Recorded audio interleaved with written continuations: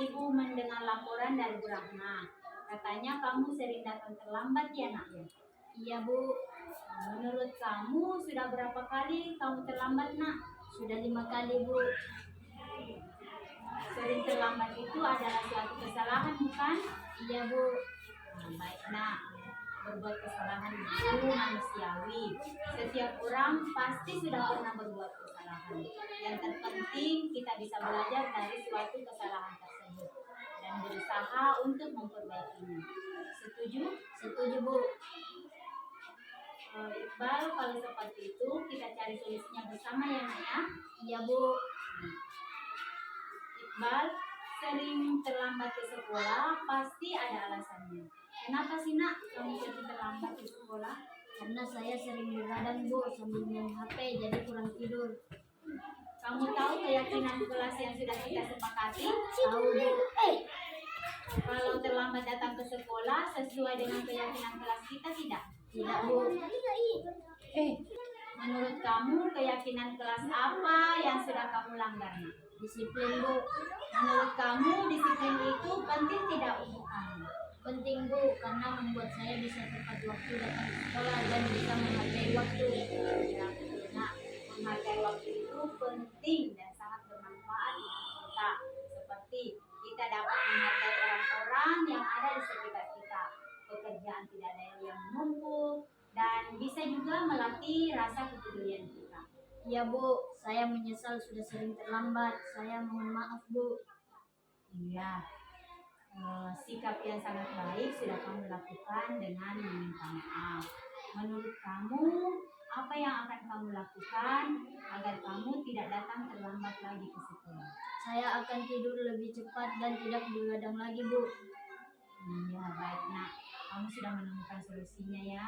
Dan ibu akan bekerja sama dengan orang tuamu agar kamu bisa datang tidak terlambat lagi ke sekolah. Sekarang silakan kembali ke kelasnya ya naknya ya.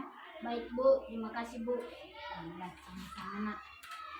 Assalamualaikum warahmatullahi wabarakatuh. Waalaikumsalam warahmatullahi wabarakatuh.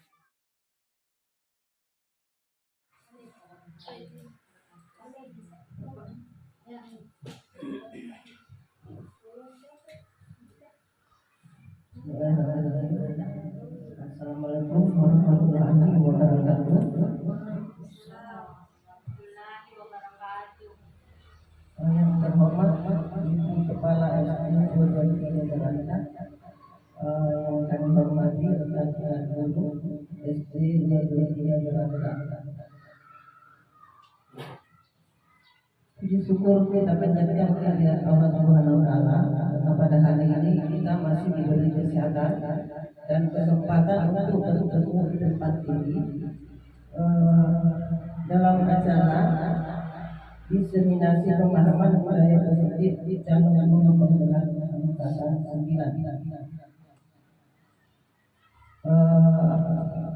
Adapun susunan acara yang pertama pembukaan. Marilah kita membuka acara ini dengan mengucapkan basmalah. Acara kedua, sambutan dan arahan dari Ibu Kepala Sekolah SD 223 Jakarta. Dengan ini kami persilakan.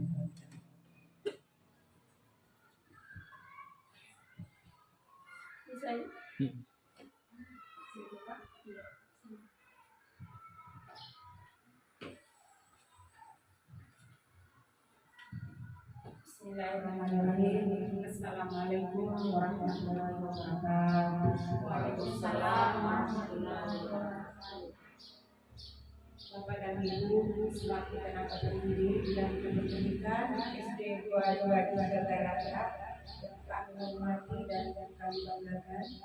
Pertama-tama marilah kita senantiasa mengucapkan puji syukur kehadirat Allah Subhanahu wa Ta'ala atas limpahan rahmatnya jualah, sehingga pada pagi hari ini kita masih diberikan beberapa nikmat kesehatan, kesempatan lebih nikmat iman Islam, sehingga kita masih sempat melangkahkan kaki, mengayunkan tangan untuk menunaikan tugas dan kewajiban kita masing-masing.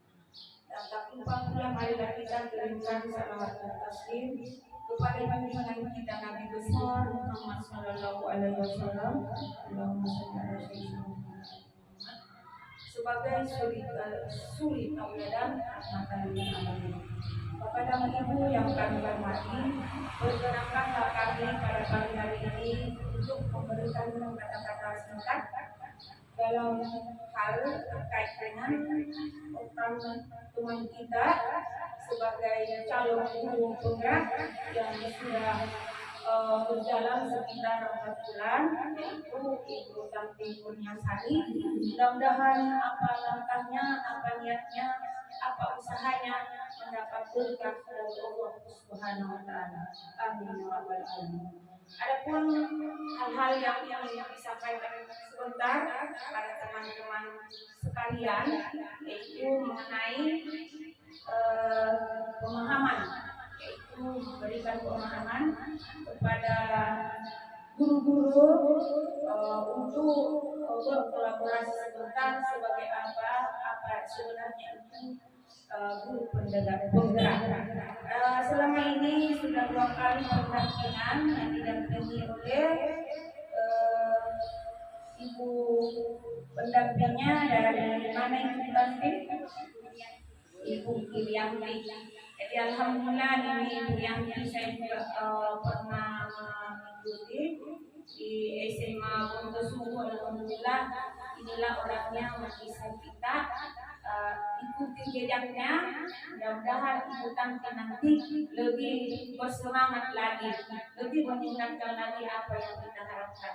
Untuk itu Bapak dan Ibu sekalian, sebentar kalau memberikan materi-materi betul-betul kita kalau bisa kita videokan, kita asyikan, kita simpan baik-baik. Mudah-mudahan itu menjadi patokan, menjadi acuan bagi kita bagaimana sebenarnya itu mendidik anak-anak kita yang sesungguhnya, sehingga anak-anak kita bisa maju ke depan, bisa berkualitas ke depan untuk bisa dapat. Kemudian adapun hal-hal yang perlu saya sampaikan terkait dengan CGP ini, khususnya Ibu Tanti, karena saya sudah berikan amanah, yaitu merevisi visi misi sekolah kita. Namun apa yang saya tulis, apa yang saya pikirkan, apa yang saya impikan, itu itulah yang disepakati bersama. Mudah-mudahan apa yang ditulis itu, marilah kita bergerak. Bagaimana kita bergerak? Apa yang ada dalam misalnya saya sudah menempati itu apa modulnya, kemudian di KUR 13 itu apa SPP-nya, seperti itu. Bagaimana langkah-langkah SPP itu dan mengajarkan siswa betul-betul harus secara betul, ya seperti itu. Kemudian ada yang saya mau sampaikan bahwa sudah didapatkan visi-misi diandaikan itu sebagai impian, sebagai impian. Mudah-mudahan impian ini marilah kita bermimpi sebanyak-banyaknya, setinggi-tingginya. Mudah-mudahan apa impian kita bisa dapat terlaksana dan dapat diwujudkan. Untuk mewujudkan itu apa langkah-langkah kita? Untuk itu ada teman kita yang bisa memberikan pemahaman bagaimana kita mewujudkan mimpi itu melalui berkolaborasi dengan teman-teman sejawat, dengan siswa-siswa, sehingga apa yang kita harapkan bisa terwujud ke depan. Seperti itu. Jadi mudah-mudahan apa yang akan disampaikan sebentar bisa ditanggapi semua, bisa dipahami, dan kalau misalnya ada yang mau ditanyakan pada kesempatan sebentar lagi, Ibu jangan canggung bertanya apa saja yang perlu diketahui atau masih samar-samar selama ini, baik itu dalam proses pembelajaran apakah itu dalam komunitas lain. Mudah-mudahan ketika ada pertukaran seperti ini bisa kita ada yang jelas ada keterkaitannya dengan pembentukan komunitas belajar di sekolah kita ini. Dan sebentar ini saya tidak lama karena saya mau ikut rapat K3S terkait dengan asesmen diagnostik. Diagnostik itu asesmen ini maksudnya penilaian bagaimana itu IKN. Jadi menurut Kadis hasil rapat K3S Kabupaten Bulukumba katanya tidak bagaimana ya. Tidak bisa kita laksanakan secara maksimal tanpa ada dulu asesmen diagnostik tentang IKN ini. Mudah-mudahan sebentar ini Bapak dan Ibu sekalian ada kalau bisa sebentar kita sisihkan waktu kita untuk pembentukan komunitas belajar. Mungkin sudah ada pengalaman dari teman-teman bagaimana seperti itu karena kita harus dituntut ini ada imbasnya pada penerima tunjangan sertifikasi kalau tidak aktif dan dituntut setiap bulan katanya harus ada sertifikat. Mungkin ada di antara kalian Bapak dan Ibu guru sudah jalan, sekarang sudah mulai jalan, tapi yang itu karena mungkin faktor umur dan kelihatan sehingga kami tidak bisa membaca. Jadi belum pernah masuk di postes, masih modul yang belajar. Jadi kata akhir saya sampaikan ada pantun yang saya sudah sampaikan ini. Air hujan jatuh di kolam ikan. Selalu air hujan jatuh di kolam ikan akan tumbuh tanaman yang lain di permukaan air. Biasanya itu Bapak dan Ibu sekalian tanpa membawa tanaman yang lain ada tanaman yang muncul di kolam ikan ini. Jadi sebagaimana pantun tadi, apapun kisah yang lama gunanya dalam pendidikan jangan dilupakan dan ada kisah baru atau agen perubahan harus ditingkatkan. Lebih dan kurangnya mohon maaf. Assalamualaikum warahmatullahi wabarakatuh.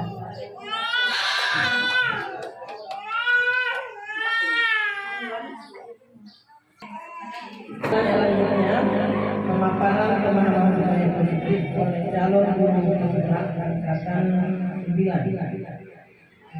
Dengan ini kami persilakan.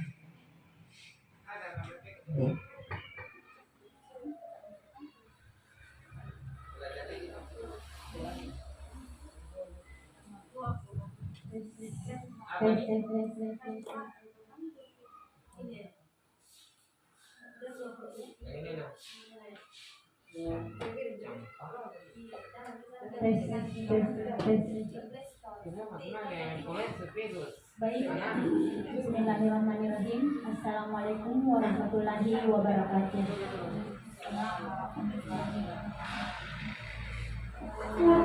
Hormat rekan-rekan guru SD 223 Garanta serta tenaga non pendidikan SD 223 Garanta.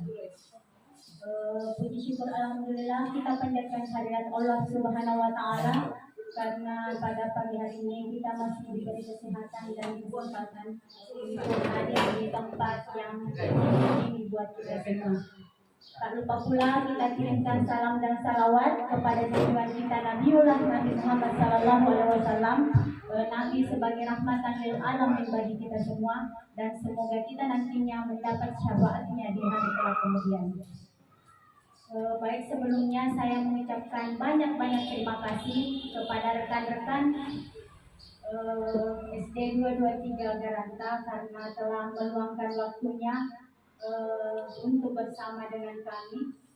Adapun pada kegiatan ini karena merupakan rangkaian dari kegiatan calon guru penggerak, di sini nanti sebentar bukan berarti saya menggurui teman-teman, tetapi saya akan menyampaikan sharing terkait dengan pemahaman dan pengalaman penerapan budaya positif.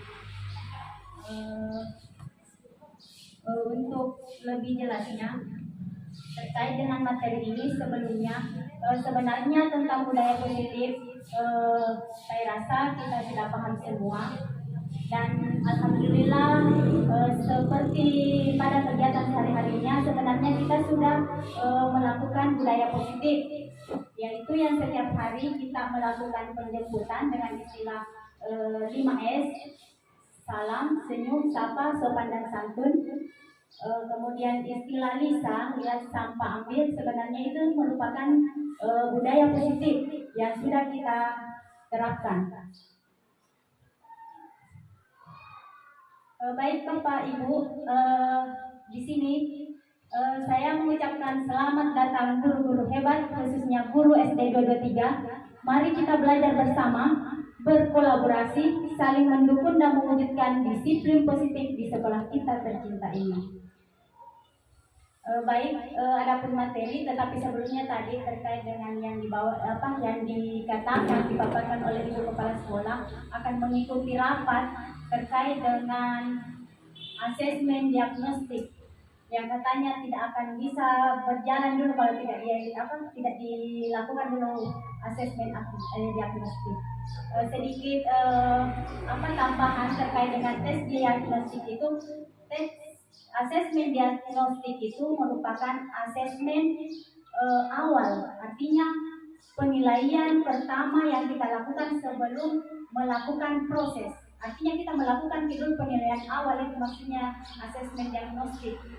Artinya melakukan penilaian awal dengan tujuan apakah siswa sudah memahami ini materi, apakah siswa masih ada yang belum sama sekali memahami materi.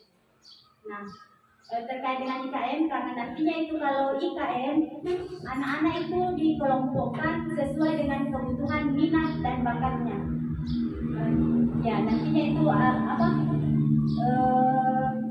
berdasarkan dengan asesmen diagnostik, di situ kita bisa memahami, kita bisa mengelompokkan yang mana itu berdasarkan minatnya, gaya belajarnya dikelompokkan berdasarkan anak-anak yang suka visual, auditori dengan gaya kinestetik, seperti itu. Dan insya Allah nanti akan ada kelanjutan dari ini semua, saling berkaitan semua terkait dengan ini materi. Kemudian pada hari ini saya akan menyampaikan tentang konsep utama pada modul 1.4 pada pendidikan guru penggerak, yaitu budaya positif. Nah, budaya positif yang dimaksudkan di situ ada beberapa poin. Yang pertama adalah perubahan paradigma belajar. Kemudian yang kedua tentang disiplin positif. Yang ketiga tentang teori motivasi, hukuman dan penghargaan. Yang keempat adalah keyakinan kelas. Sekarang itu bukan lagi peraturan kelas, tetapi diganti dengan keyakinan kelas. Karena nantinya sebentar akan dijelaskan apakah sama itu tentang peraturan dengan keyakinan. Kemudian yang kelima, kebutuhan dasar manusia. Yang keenam, 5 posisi kontrol sebagai seorang guru. Yang keenam adalah segitiga restitusi. Nah, yang pertama, tujuan pendidikan. Menurut Ki Hajar Dewantara, yang mana beliau merupakan bapak pendidikan kita, mengatakan bahwa tujuan pendidikan adalah dilakukannya proses pendidikan untuk menuntun segala kekuatan kodrat yang ada pada anak-anak agar mereka sebagai manusia dan anggota masyarakat yang dapat mencapai keselamatan dan kebahagiaan yang setinggi-tingginya.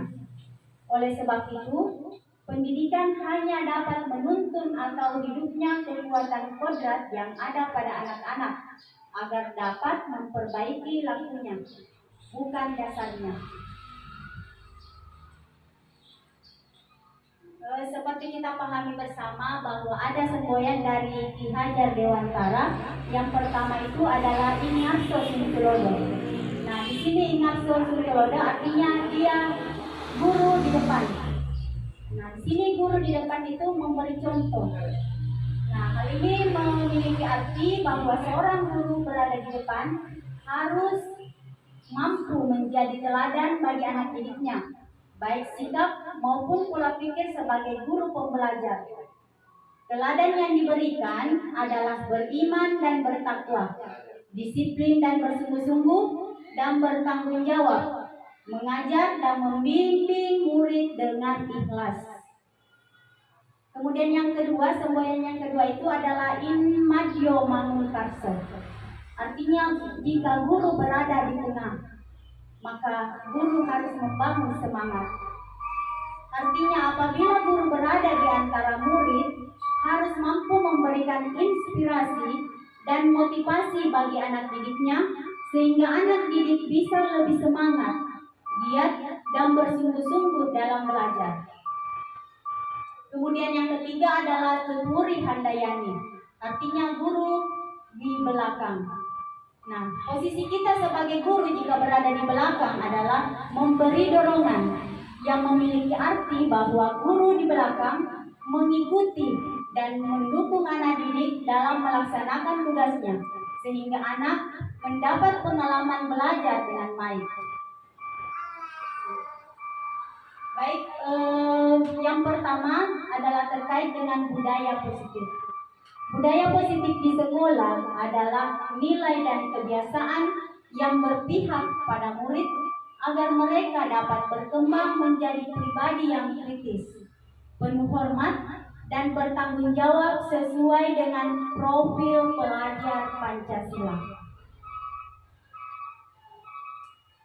Yang pertama adalah perubahan paradigma baru. Perubahan paradigma baru dalam membangun budaya positif sekolah dapat menyediakan lingkungan yang positif, aman dan nyaman agar siswa mampu berpikir, bertindak, dan mencipta dengan merdeka, mandiri, dan bertanggung jawab.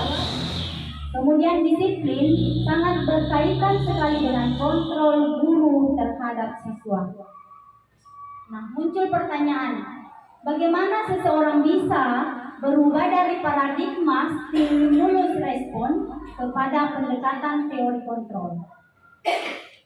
Menurut Stephen R. Covey, bila kita ingin membuat kemajuan perlahan atau sedikit-sedikit, maka ubahlah sikap atau perilaku Anda. Namun, bila kita ingin memperbaiki cara-cara utama kita, maka kita perlu mengubah kerangka acuan kita. Ubahlah bagaimana Anda melihat dunia, bagaimana Anda berpikir tentang manusia, maka ubahlah paradigma Anda. Secara realitas, skema pemahaman dan penjelasan aspek-aspek tentang realitas dikatakan bahwa stimulus respon, yang pertama itu realitas atau kebutuhan kita itu sama. Tetapi menurut teori kontrol, menurut Stephen, bahwa realitas kebutuhan kita itu sebagai manusia sebenarnya berbeda. Kemudian yang kedua, semua orang melihat suatu hal itu sama. Tetapi menurut teori kontrol, setiap orang memiliki gambaran yang berbeda. Kemudian yang ketiga, kita mencoba mengubah orang agar berpandangan sama dengan kita. Tetapi menurut teori kontrol, kita berusaha memahami pandangan orang lain tentang dunia, bukan mencoba mengubah orang agar berpandangan sama dengan kita. Tetapi kita harus berusaha bagaimana memahami pandangan orang lain tentang dunia. Kemudian menurut stimulus respon, yang keempat, bahwa perilaku buruk dilihat sebagai suatu kesalahan. Namun menurut teori kontrol, bahwa semua perilaku itu memiliki tujuan. Berikutnya, orang lain bisa mengontrol saya, tetapi menurut teori kontrol, hanya Anda sendiri yang bisa mengontrol diri Anda. Kemudian saya bisa mengontrol orang lain, tetapi menurut teori kontrol, Anda tidak bisa mengubah atau mengontrol orang lain. Pemaksaan ada pada saat bujukan gagal. Kemudian, menurut teori kontrol, untuk mencapai suatu tujuan, tidak boleh ada pemaksaan, tetapi harus ada kolaborasi untuk menciptakan pilihan-pilihan baru. Kemudian terkait dengan disiplin positif, perlu kita manai dulu apakah itu sebenarnya disiplin.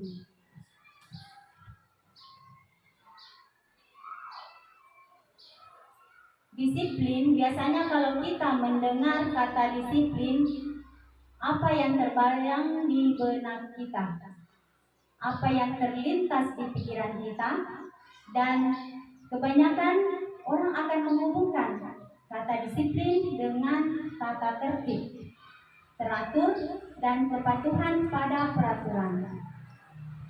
Kecenderungan umum adalah menghubungkan kata disiplin dengan ketidaknyamanan. Kata disiplin sering dihubungkan dengan hukuman. Padahal itu sungguh berbeda, karena belajar tentang disiplin positif tidak harus dengan memberi hukuman.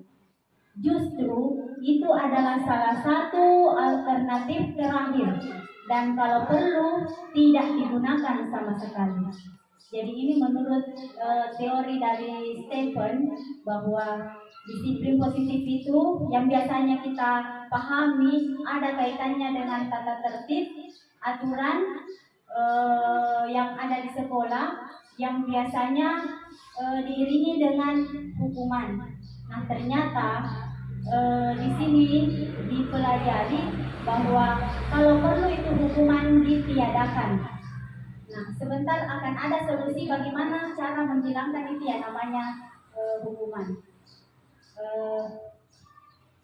Ternyata di sini pengertian dari disiplin adalah kemampuan memerintahkan diri sendiri dalam mengontrol dan menguasai diri untuk memilih tindakan yang mengacu pada nilai-nilai yang kita hargai dengan penuh tanggung jawab, tanpa terperintah dari orang lain.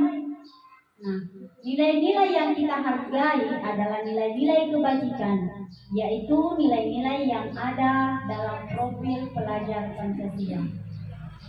Jadi itulah tadi yang sebenarnya makna dari kata disiplin.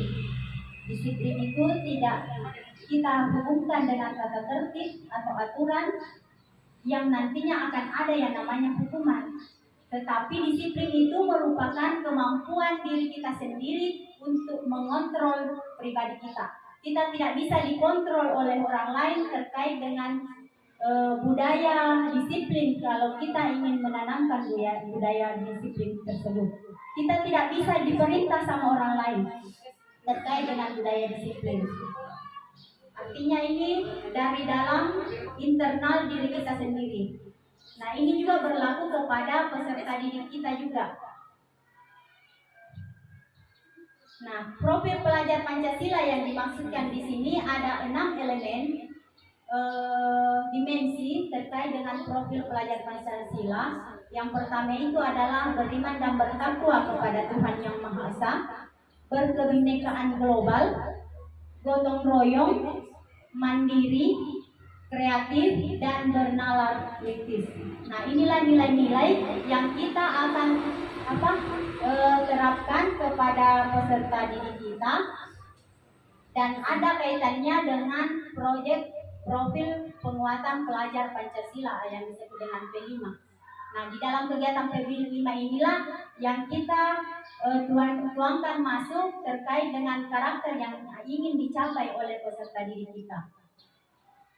Kemudian yang ketiga mengenai teori motivasi, hukuman, dan penghargaan. Nah, menurut Diana Gosen dalam bukunya Restoring School Discipline mengatakan bahwa motivasi perilaku manusia itu ada 3 hal yang membuat biasanya manusia itu melakukan motivasi tersebut. Yang pertama adalah untuk menghindari ketidaknyamanan atau adanya hukuman. Seperti contohnya murid bertanya, apa yang akan terjadi apabila saya tidak melakukannya? Nah, hal tersebut merupakan motivasi eksternal. Kemudian yang kedua, motivasi perilaku yang sering dilakukan oleh manusia biasanya itu adalah karena untuk mendapatkan imbalan atau penghargaan orang lain. Nah, di sini biasanya murid bertanya, apa yang akan saya dapatkan apabila saya melakukannya? Nah, hal tersebut merupakan motivasi eksternal. Kemudian, yang ketiga, motivasi perilaku manusia, yaitu untuk menjadi orang yang mereka inginkan dan menghargai diri sendiri dengan nilai-nilai yang mereka percaya. Nah, di sini murid akan bertanya, akan menjadi orang seperti apa jika saya melakukannya? Hal tersebut merupakan motivasi internal. Nah, inilah motivasi yang ketiga yang bisa kita terapkan kepada peserta didik kita. Karena motivasi seperti yang kedua mengenai imbalan penghargaan yang kalau kita berikan kepada siswa kita itu artinya tidak bisa berlangsung lama terkait dengan motivasi perilakunya.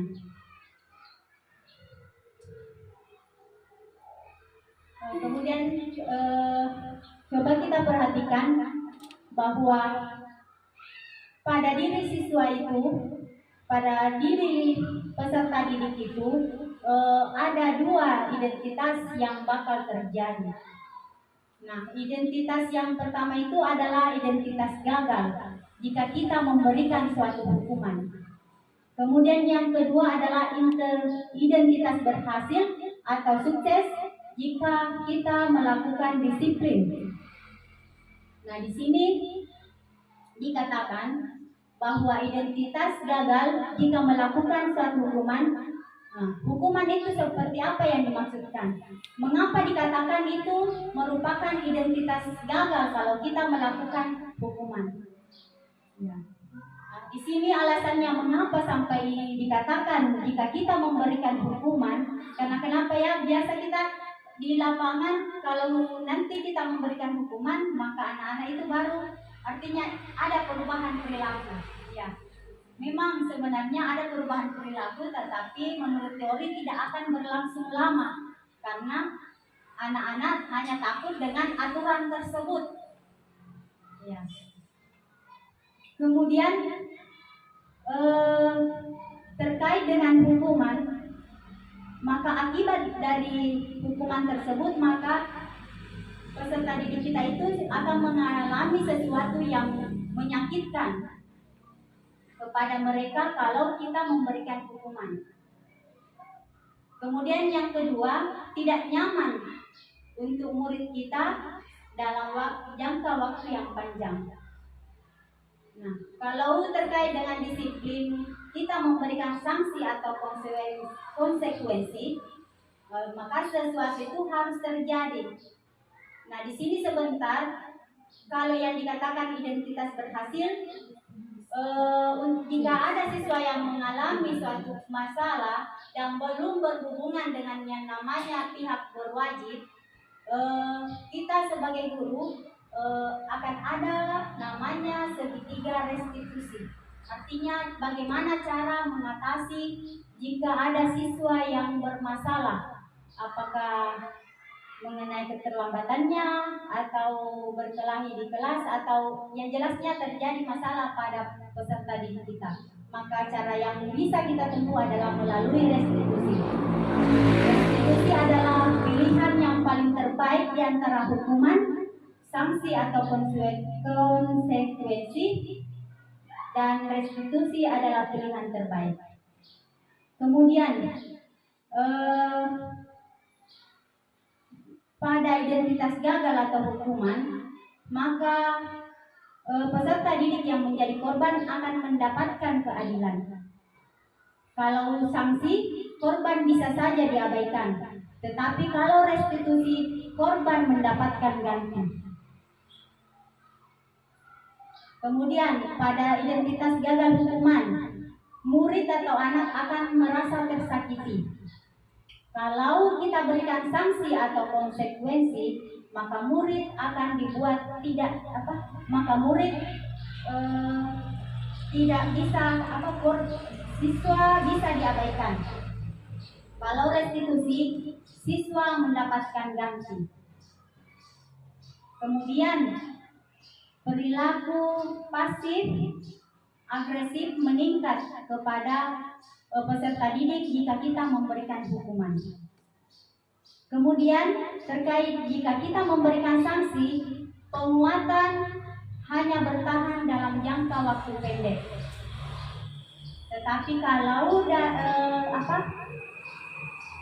tindakan restitusi yang kita berikan, maka masalah akan terpecahkan. Sebentar kita akan bahas yang mana sih sebenarnya yang dibilang restitusi. Artinya ini merupakan biasanya 3 pilihan yang sering kita lakukan kepada peserta didik kita jika terjadi suatu masalah. Kemudian yang terakhir adalah sistem tidak akan berjalan bila murid tidak takut. Artinya hukuman juga tidak akan berhasil kalau siswa tidak takut sama kita. Kemudian dari segi sanksi, jika kita memberikan sanksi kepada siswa yang melakukan kesalahan, maka agar berhasil itu sanksi, maka tetap diperlukan monitoring dan supervisi yang terus-menerus dari guru terhadap peserta didik tersebut. Tetapi kalau dengan tindakan restitusi yang kita berikan, maka murid akan belajar bertanggung jawab untuk perilakunya. Nah, itu berdasarkan teori dari Dian Gosen dengan Stephen tadi. Ya, mudah-mudahan ini kita bisa terapkan bersama, artinya kita bisa menguji apakah memang seperti itu atau kebiasaan lama kita selalu memberikan hukuman kepada peserta didik kita itu masih lebih efektif dibandingkan dengan yang namanya tindakan restitusi yang sebentar akan saya perkenalkan terkait dengan bagaimana itu kegiatan restitusi. Kemudian yang keempat yaitu terkait dengan keyakinan kelas.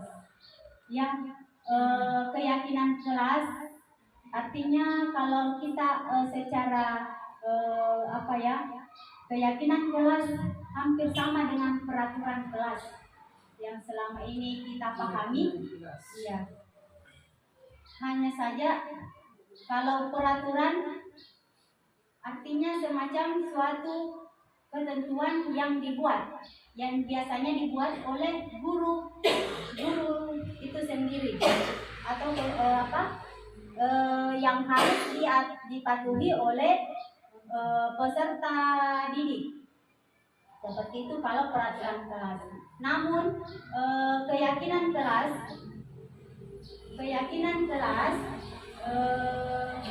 merupakan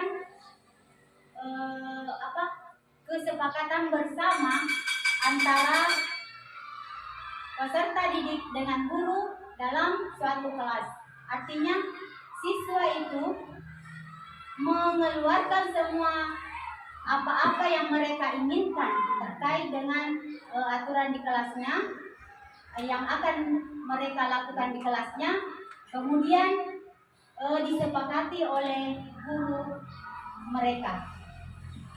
Di sini dikatakan bahwa keyakinan kelas itu dilakukan dengan tujuan untuk mendukung motivasi intrinsik, motivasi dari dalam pribadi peserta didik kita, yaitu kita kembali lagi ke nilai-nilai atau keyakinan yang lebih menggerakkan seseorang dibandingkan mengikuti serangkaian peraturan-peraturan yang ditetapkan. Artinya di sini insya Allah jika kita menerapkan keyakinan kelas, semoga saja lebih ada imbasnya, dampaknya dibandingkan dengan peraturan kelas yang biasanya kita yang buat sendiri. Tetapi dengan keyakinan kelas ini, siswa yang membuat sendiri apa yang mereka tidak boleh lakukan di dalam kelas. Di sini coba kita perhatikan ada perbedaan antara peraturan dengan keyakinan kelas. Kalau peraturan selalu kata-katanya selalu mengembalikan buku ke tempatnya. Nah, tetapi keyakinan kelas menggunakan kalimat positif. Nah, apa yang makna yang kita bisa ambil terkait dengan kembalikan buku ke tempatnya itu berarti sikap apa yang kita mau tanamkan pada diri anak itu adalah sikap tanggung jawab. Berarti di keyakinan kelas itu kita menuliskan bahwa siswa bertanggung jawab dalam mengembalikan buku ke tempatnya. Kemudian yang kedua, terkait kalau peraturan dilarang mengganggu orang lain. Nah, kalau di keyakinan kelas kita tidak menggunakan lagi kata dilarang mengganggu orang lain, tetapi menggunakan kalimat positif, yaitu nilai apa yang kita mau capai kalau kalimatnya menggunakan dilarang mengganggu orang lain, berarti menghormati orang lain. Maka keyakinan yang ditulis itu bukan bila dilarang mengganggu orang lain, tetapi diganti dengan menghormati orang lain. Kemudian peraturan, biasanya peraturan hadir di sekolah 15 menit sebelum pembelajaran dimulai. Nah, jika keyakinan kelas dan ini merupakan kesepakatan bersama antara murid dengan guru, maka kita harus menghormati orang lain dan berkomitmen. Kemudian dilarang melakukan kekerasan. Nah, yang mau dicapai artinya yang bisa diterapkan terkait dengan dilarang melakukan kekerasan berarti terkait dengan keselamatan dan menghormati orang lain. Jadi artinya mengapa ini seakan kayak penggunaan bahasanya dari kalau peraturan seakan ekstrimnya bahasanya seakan kayak memaksakan kita untuk berbuat. Tetapi kalau keyakinan kelas bahasanya dengan bahasa atau kalimat yang positif membuat kita seakan ada perasaan untuk ikhlas melakukannya, karena di situ tergambar bahwa ini semua perbuatan positif jika saya melakukan berarti ini berdampak positif bagi saya, akan terjadi perubahan positif bagi saya. Beda dengan peraturan. Peraturan artinya baru kita membaca seakan sudah mulai muncul rasa ingin untuk tidak menaati. Kalau kita menggunakan kata peraturan, dilarang. Kemudian selanjutnya dilarang menggunakan narkoba. Keyakinan kelas kita sepakati dengan siswa kita menggunakan kata kesehatan. Mengapa? Ya karena dengan menggunakan narkoba akan mengganggu kesehatan kita. Kemudian peraturan bergantian atau menunggu giliran kan menghormati orang lain. Dan di sini akan tersirat suatu nilai-nilai yang kita harapkan kepada peserta didik adalah terkait dengan rasa sabar karena menunggu giliran. Kemudian berikutnya adalah menggunakan masker, kemudian kesehatan keselamatan untuk keyakinan kelasnya. Kemudian jangan berlari di kelas atau di koridor. Nah, di keyakinan kelas kita tidak menggunakan lagi kata jangan. Jangan itu merupakan kalimat negatif. Kalimat negatif bisa saja tidak mengundang dalam diri motivasi dalam diri kita itu menjadi malas untuk melakukannya. Motivasi intrinsik berdaya dalam kita itu tidak akan meningkat, tidak akan muncul jika menggunakan kalimat-kalimat negatif. Tetapi jika kita menggunakan keyakinan kelas, karena harus menggunakan kalimat positif, bisa saja secara sadar dari dalam diri kita itu akan mulai untuk menerapkan keyakinan yang telah disepakati bersama. Seperti itu. Nah, di atas jika artinya ini merupakan salah satu tindakan guru di dalam pengelolaan kelas agar kelas bisa berjalan dengan baik. Nah, tadi jika kita ingin merumuskan keyakinan kelas, artinya keyakinan-keyakinan apa yang harus disepakati bersama oleh peserta didik kita di kelas, maka cara merumuskan suatu keyakinan kelas adalah yang pertama, taruhlah kita membagikan stick note kepada seluruh peserta didik, kemudian mereka menuliskan keyakinan yang mereka inginkan. Nah, pada saat di sini siswa bisa menggunakan kata negatif dulu, artinya dilarang. Mungkin dia memasukkan dilarang ribut pada saat belajar, dilarang makan pada saat belajar, dilarang membuang sampah. Akan muncul semua apa-apa yang mereka tidak boleh lakukan. Nah, setelah mereka menuliskan di kertas atau di stick note, maka guru dan siswa akan mengulas keyakinan yang telah ditulis tersebut. Kalau bisa ditempelkan di papan tulis. Kemudian selanjutnya guru dan siswa memilih keyakinan yang mana yang paling penting untuk dilaksanakan.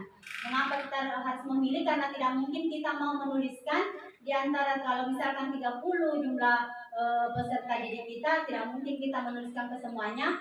Namun kita memilah yang mana jika sama dengan nilai-nilai yang kita mau capai pada apa yang mereka tuliskan itu, maka kita ambil salah satunya saja. Seperti itu. Kemudian mengubah keyakinan kelas menjadi kalimat positif. Nah, di sini karena tadi anak-anak menuliskan dilarang, ada kata dilarang, maka itulah kita ubah menjadi kalimat positif seperti tadi contohnya terkait dengan keyakinan kelas. Kemudian setelah mengubah menjadi kalimat yang positif, kita mengecek kembali dan menyepakati keyakinan kelas tersebut dengan siswa kita. Nah, mungkin ini salah satu tips untuk kita, paradigma baru, perubahan baru yang mungkin bisa kita terapkan bersama di kelas. Apakah dengan keyakinan kelas ini bisa berhasil kira-kira terkait dalam pengelolaan kelas? Apakah ini juga bisa menjadi salah satu tujuan yang bisa meminimalisir terjadinya tidak efektif di dalam proses pembelajaran? Karena di sini anak-anak sendiri yang menuliskan keyakinannya, keinginannya, beda dengan peraturan. Yang peraturan itu biasa guru yang buat, yang harus ditaati oleh peserta didik, sedang ini keyakinan siswa sendiri. Jadi artinya mereka bisa meyakini sendiri bahwa oh ini yang harus saya lakukan. Jadi kira-kira ini keyakinan kelas mungkin merupakan salah satu paradigma baru, apalagi sebagai sharing juga dari saya terkait dengan peraturan kelas, dengan kita bisa ubah menjadi keyakinan kelas di kelas kita masing-masing. Jadi artinya ini sebagai coba juga, siapa tahu memang dengan yang seperti ini bisa kita hindari tadi apa-apa kendala yang biasa terjadi di dalam kelas kita. Nah, ini contoh dokumentasi keyakinan kelas yang sudah saya coba terapkan di kelas 6, dan kemudian hasilnya karena dari tadi mereka menggunakan kalimat negatif, dilarang, memilah dari apa yang mereka tuliskan, diubah menjadi kalimat positif. Nah, di sini kesepakatan kita bersama, maka siswa datang tepat waktu, harus berdoa sebelum belajar, bertanggung jawab, sopan santun, jujur, disiplin, percaya diri, saling menghargai, menjaga kebersihan, buang sampah pada tempatnya. Nah, ini mereka yang sepakati. Kemudian yang kompetensi yang kelima yang kita harus pahami sebagai seorang pendidik adalah mengenai kebutuhan dasar manusia. bahwa di situ dikatakan bahwa ternyata itu manusia memiliki kebutuhan dasar manusia. Kebutuhan dasar yang dimaksud itu adalah mengenai yang pertama adalah kesenangan. Bahwa manusia itu semuanya membutuhkan yang untuk merasa senang. Kemudian yang kedua, manusia itu membutuhkan cinta dan kasih sayang. Kebutuhan untuk diterima, memberi dan menerima kasih sayang. Kemudian yang ketiga adalah kebebasan. Kebebasan yang dimaksud adalah kebutuhan akan memilih atau kebutuhan akan pilihan. Kemudian kemandirian. Kebutuhan yang keempat adalah mengenai penguasaan. Kebutuhan pengakuan atas kemampuan prestasi atau diakui. Kemudian yang terakhir adalah kemampuan untuk bertahan hidup. Nah, kemampuan bertahan hidup di sini yang dimaksudkan ada dua, yaitu kemampuan fisiologis seperti rasa lapar, serta kemampuan psikologis seperti rasa aman. Berikutnya adalah terkait dengan 5 posisi kontrol sebagai guru. Nah, inilah kelima ini merupakan posisi kita yang sering kita lakukan kepada peserta didik kita.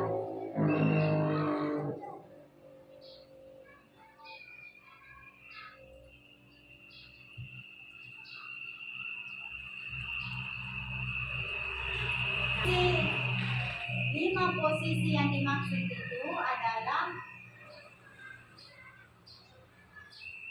yang pertama, posisi guru sebagai penghukum. Kemudian yang kedua, posisi guru sebagai pembuat orang merasa bersalah.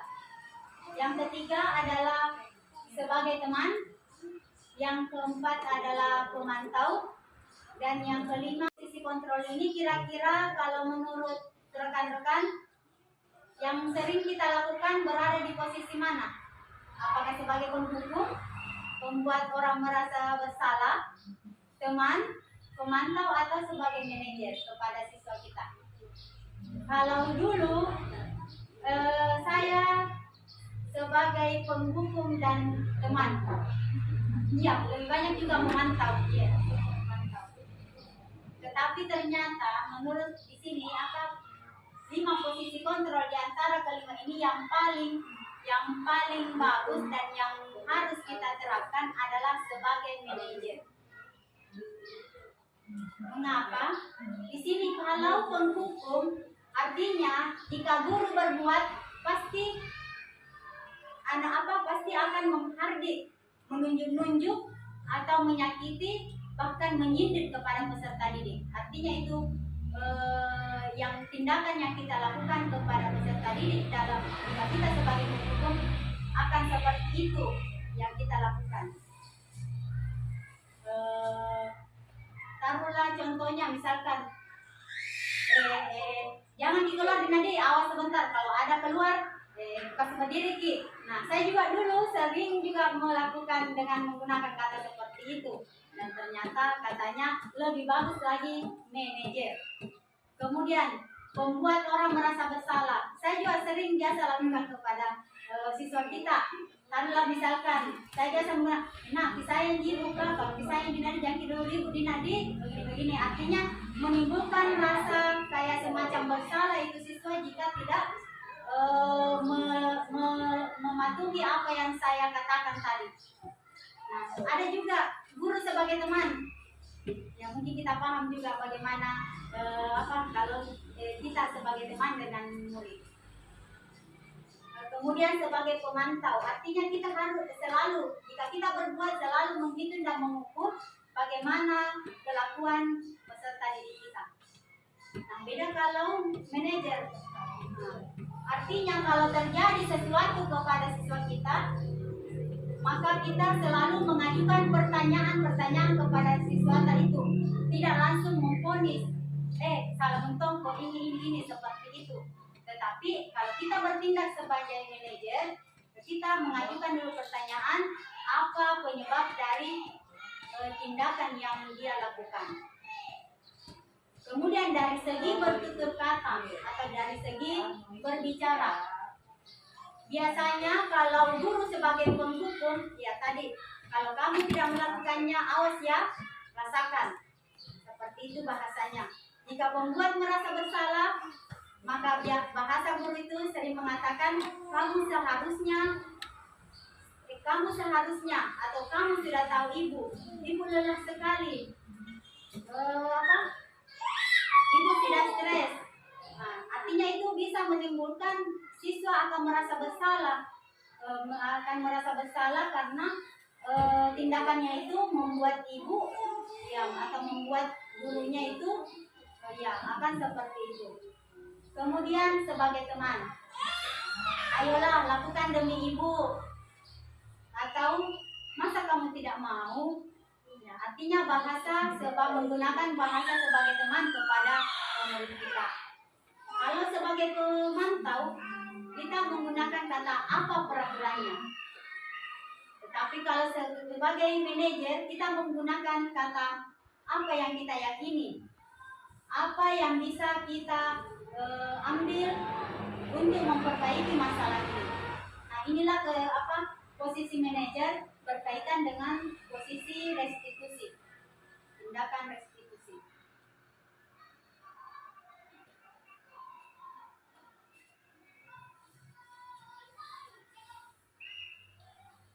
Jadi saya juga sebagai ini baru juga mau menerangkan apakah seperti itu sih.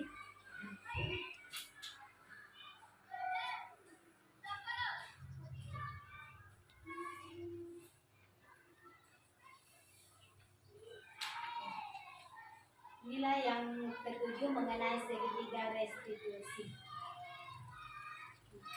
Restitusi itu adalah sebuah cara menanamkan disiplin positif pada murid. Restitusi adalah proses menciptakan kondisi bagi murid untuk memperbaiki kesalahan mereka, sehingga mereka bisa kembali pada kelompok mereka dengan karakter yang lebih kuat. Hukuman adalah sebuah cara untuk mengarahkan sebuah tingkah laku agar sesuai dengan tingkah laku yang berlaku secara umum. Restitusi adalah proses menciptakan kondisi bagi murid untuk memperbaiki kesalahan, sehingga mereka bisa kembali ke kelompok mereka dengan karakter yang lebih kuat, menurut dosen. Artinya biasakan kalau peserta didik kita sudah pernah melakukan kesalahan, jika kita tidak memberikan kondisi kepribadiannya tidak bisa seperti semula. Artinya mungkin dia akan ada rasa minder atau rasa negatif, sehingga nantinya akan terjadi proses yang menghambat dalam pembelajarannya. Seperti itu menurut dosen.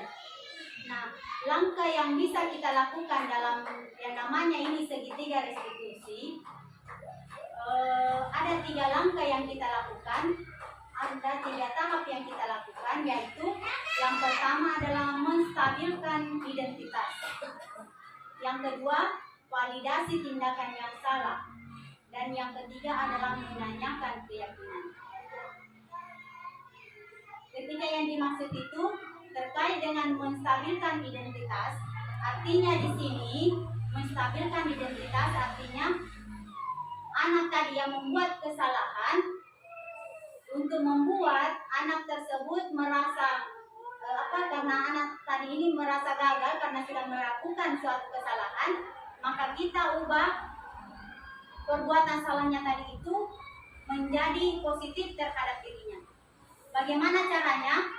Nah, jika misalkan ada siswa, katanya kalau ada siswa yang melakukan suatu kesalahan, maka kita seorang guru jangan menyalahkan itu anak. Walaupun itu perbuatannya itu melakukan tindakan yang memang salah, tetapi kita harus stabilkan dulu. Stabilitas yang kita katakan kepada anak, baik terkait dengan segitiga restitusi tadi sudah dijelaskan bahwa yang pertama itu terkait untuk menstabilkan identitas anak. Artinya di situ kita setelah tadi membuat anak-anak stabil perasaannya dengan menggunakan kata berbuat salah itu hal manusiawi, tidak ada manusia yang sempurna. Bapak ibu saja pernah melakukan suatu hal yang salah, tetapi dalam hal ini bagaimana cara kita bisa menyelesaikan permasalahan yang kamu lakukan. Nah, di situ kita mulai tertarik untuk mencari tahu siapa yang benar, siapa yang salah. Kemudian tidak berusaha untuk menyalahkan anak tersebut. Kemudian yang kedua adalah validasi tindakan yang salah. Nah, di sini kita membantu murid untuk mengenali terhadap kesalahan yang dia lakukan dengan cara misalkan kita bertanya kepada mereka, yang kamu lakukan itu tidak terlalu buruk. Artinya kesalahan yang kamu lakukan itu tidak terlalu buruk, tapi alhamdulillah kamu sudah tidak melakukan yang lebih buruk lagi. Kemudian kita menanyakan apa alasannya sampai mereka melakukan kesalahan tersebut. Setelah menanyakan, setelah memahami dari apa yang penyebab dia melakukan kesalahan tersebut, maka kita mencari solusinya, menanyakan apa yang mereka bisa lakukan terkait dari kesalahannya itu. Kemudian yang ketiga adalah menanyakan keyakinan. Artinya anak melihat dari kesalahannya itu dihubungkan dengan norma sosial dan nilai-nilai yang mendasari bahwa manusia itu harus berinteraksi dengan orang lain dengan memberikan kata-kata seperti apa nilai yang kita percayai di sekolah kita, kemudian apa yang kamu rasakan, dan nilai-nilai apa yang bisa kamu ambil dari kesalahan kamu tadi. Nah, itulah ketiga keyakinan tersebut, kemudian mencari solusi dari apa yang telah dilakukannya tadi, dari kesalahannya. Saya rasa cukup sekian dari pemaparan materi saya. Jika ada hal-hal yang masih kurang dipahami terkait dengan apa yang saya paparkan, saya akan berikan kesempatan kepada rekan-rekan untuk atau kita sharing kembali terkait dengan materi yang saya berikan, yang saya perkenalkan kepada rekan-rekan. Dan saya akhiri dengan ucapan wallahu muwaffiq ila aqwamit thoriq. Wassalamualaikum warahmatullahi wabarakatuh.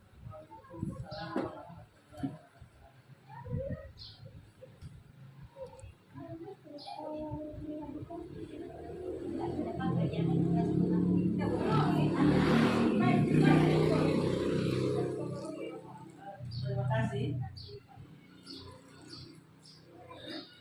Terima kasih atas kesempatan yang diberikan mengenai materi yang dipaparkan tadi.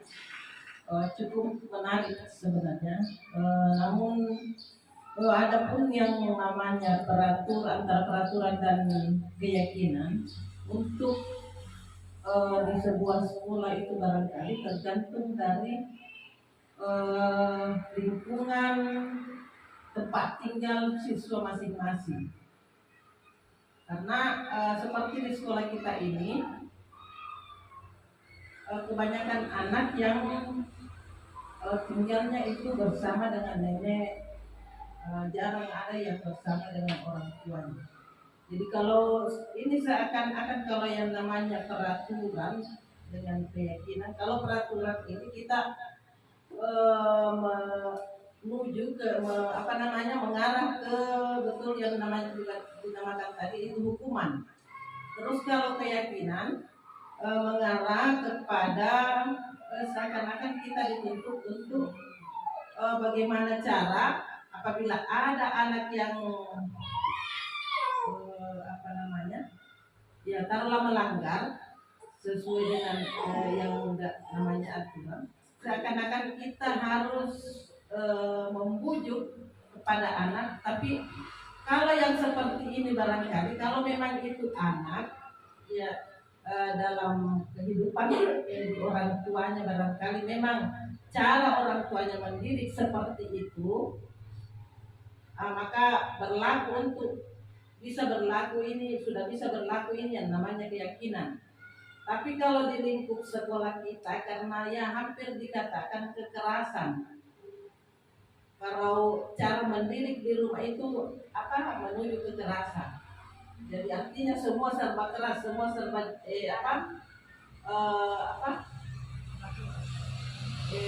semua serba mengeluarkan kata-kata itu harus keras.